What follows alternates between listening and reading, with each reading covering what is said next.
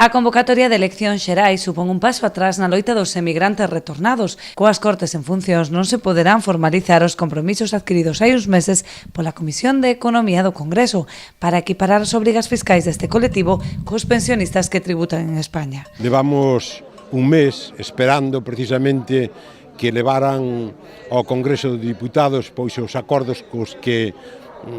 firmaron ante nós o Goberno, ao presidente da Comisión Económica do Parlamento do Estado, pero agora comunícanos que teñen que esperar porque non se pode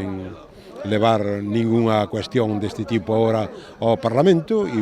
tuvemos unha reunión en Boiro e estamos tendo en todas as comarcas pois un pouco pulsando a opinión da xente, porque levamos 5 anos e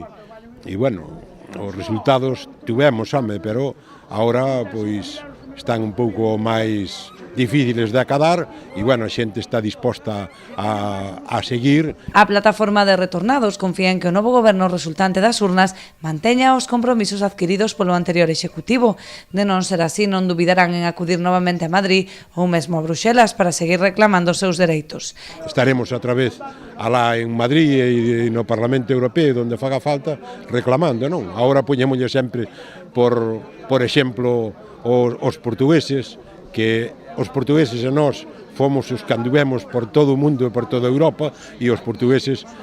pois hoxe non pagan as pensións que proceden do traballo do estranxeiro e aquí pois